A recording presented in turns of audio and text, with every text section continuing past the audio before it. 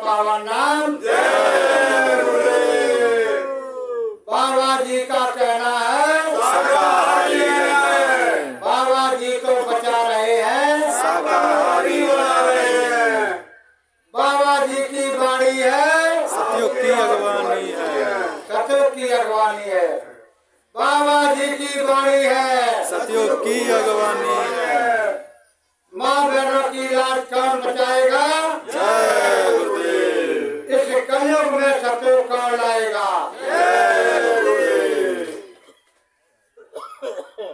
आनंद कंद के भंडार परम पूज्य स्वामी जी महाराज की लगाई हुई बगीचा को हरा भरा कर रहे पूज्य महाराज जी एटा जिला से आए हमारे परम भक्त प्रेमी मास्टर साहब तथा अन्य सभी लोग सत्संग में उपस्थित हमारे बुजुर्ग माता पिता भाई बहन बच्चे और बच्चियों सबको मालिक की तरफ से जय गुरुदेव गुरुदेव। सत्संग का ये समय जो है बहुत अमूल्य होता है। सत्संग यानी कहने का तात्पर्य ये है हमें सत्य का संग। सत्य है क्या? इस दुनिया में इन आंखों से जो पसारा दिखाई देता है वो सब असत्य है, झूठ है। इसमें कोई चीज सत्य नहीं है और आपके साथ में काम आने वाली भी नहीं है। बताया है जब आपको कुछ समय के पर्यंत कुछ समय के बाद में जब आपकी जाने के लिए सवारी तैयार खड़ी होगी उस समय सवारी में सफर करने के लिए जब जाएंगे तो बताया है यहाँ से कोई ही सामान साथ नहीं जाएगा और कोई मित्र दोस्त या गांव परिवार सगे संबंधी एक भी आपका साथ नहीं निभाए। बताया नहीं छोड़कर संसार जब तू जाएगा और कोई न साथी तेरा साथ निभाएगा। यदि प्रभु का भजन किया ना सत्संग किया न 2 घड़ियां तो दूत लगाकर तुझको ले जाएंगे हथकड़ियां कौन छुड़वाएगा। तो कहने का तात्पर्य ये है आज के समय में सबसे बढ़िया और सबसे उत्तम भक्ति जो है आज के समय में सत्संग के अलावा दूसरी कोई भी भक्ति नहीं है। और अन्य दूसरी भक्ति आपको बताया है लिखा है करो जतन सखी साई मिलन का करो जतन सखी साई मिलन का देवता पे तर भुइया भवानी देवता पे तर भुइया भवानी ये मार्ग 84 चलन का करो जतन सखी साई मिलन का। इस दुनिया में आपको बड़े सौभाग्य से यानी बताया है कोट कोट जन्म जन्मांतरों का पुण्य जब इकट्ठा होता है तब आपको कई मनुष्य शरीर मिलता है। जब मनुष्य शरीर मिलता है और मनुष्य शरीर प्राप्त करने के बाद में दूसरी श्रेणी ये होती है कि हम अपने घर वापस कैसे पहुंच पाए। आपका यहाँ पर घर नहीं है, यहाँ पर आपका कोई साजो सामान नहीं है, आपका यहाँ पर कोई यानी राजकाज का कोई सामान नहीं है, किसी प्रकार का कोई वस्तु आपकी नहीं है। क्यों नहीं है?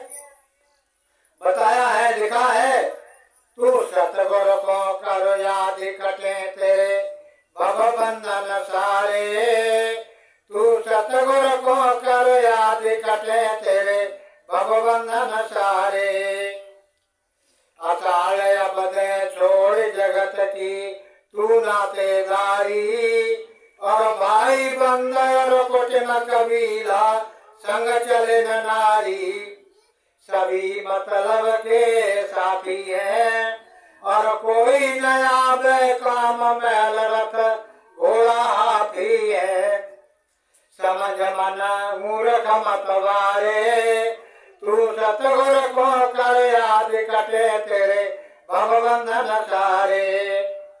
तो बताया है आज के समय में, इस मलिन कष्ट के समय में आपके संकट को केवल काटने के लिए बिना महापुरुष के, बिना संत सतगुरु के आपको इसे कोई छुटकारा दिला नहीं सकता।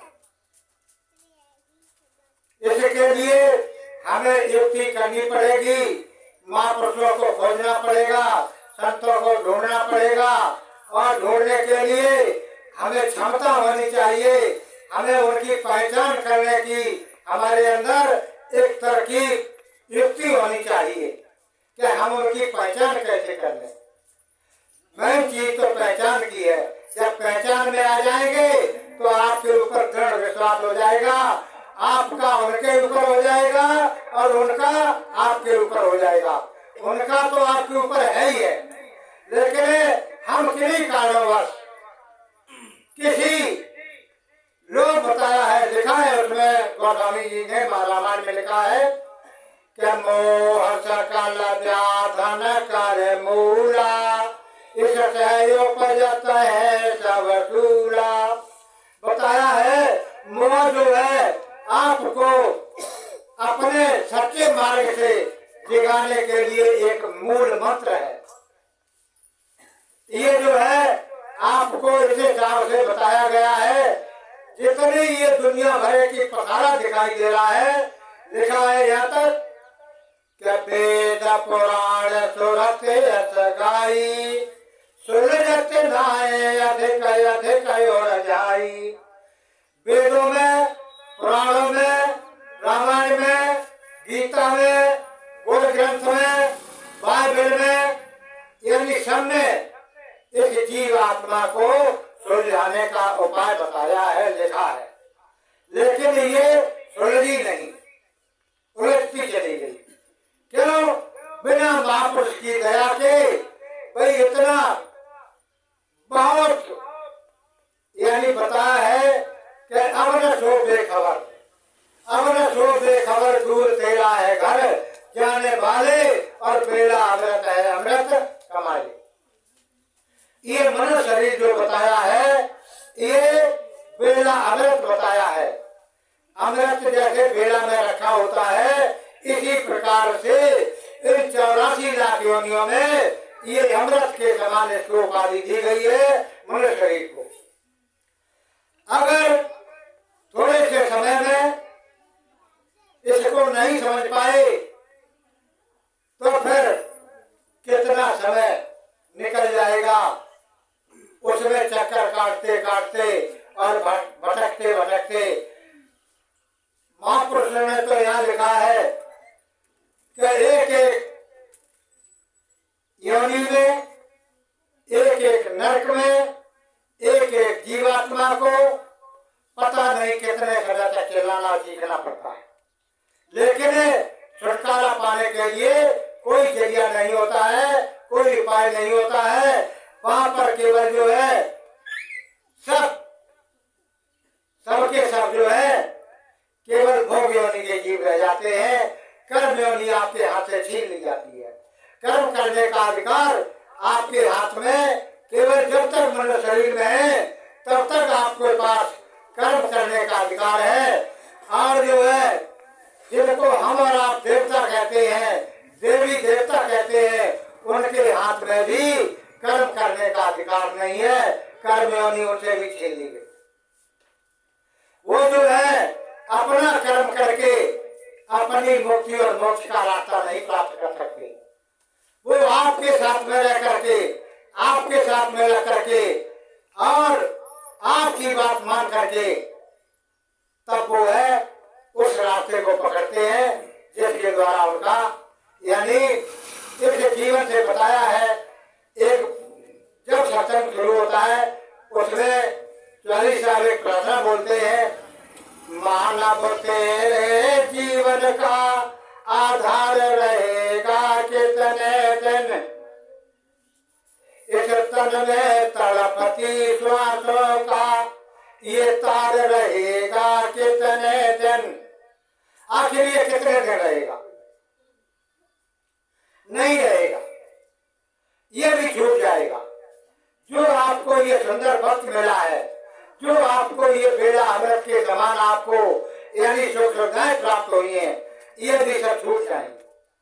छूटने के बाद में फिर वहां पर आप यत्न करते रहो, प्रयत्न करते रहो, प्रयास करते रहो, कि चिल्लाते रहो, चीखते रहो।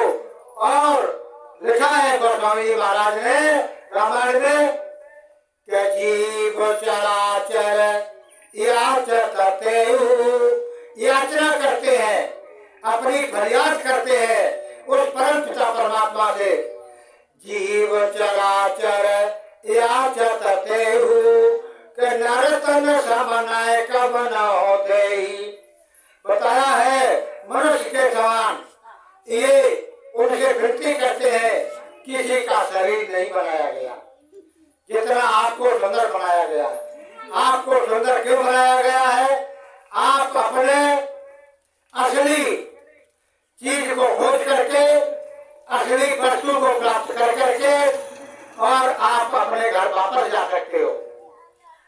और कितने बड़े बड़े विद्वान आपके बीच में आए, लेकिन आने और जाने का रास्ता किसी ने आपको इसका भेद नहीं दिया कि ये जीवात्मा कहाँ से आई और ये जीवात्मा कहाँ जाएगी।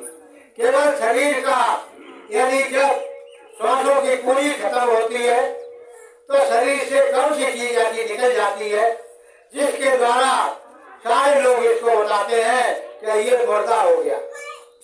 भाई कोई न कोई चीज निकलती है, उसको चेतन शक्ति कहते हैं और उसी को ईश्वर का अंश बताया गया है, उसी को ईश्वर का अंश बताया गया है। लेकिन आपके सौभाग्य से कितनी तपस्या करके, किसने किया तपस्या और तपस्या करके वो चीज हासिल करके और आपके अंदर समावेश की।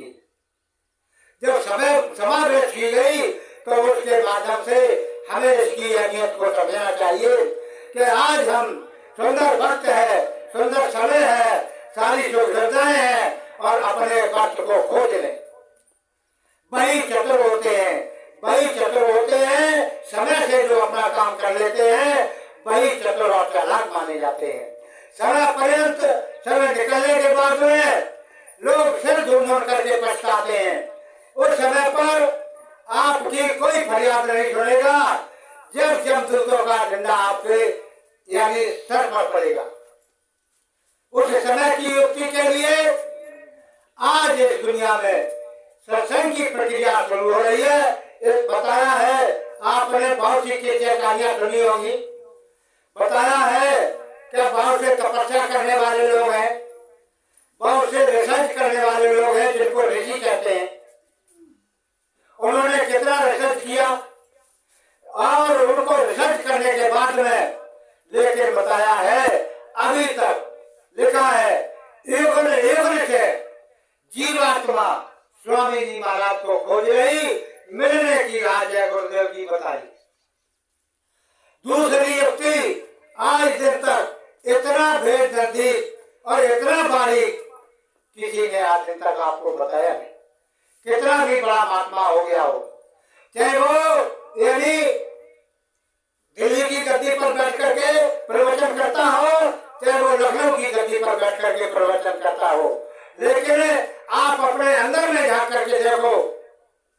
जब आप अंदर में झांक करके देखेंगे तो आपको इसका एहसास होगा कि वास्तव में बात कितना सत्य है और कितना असत्य है।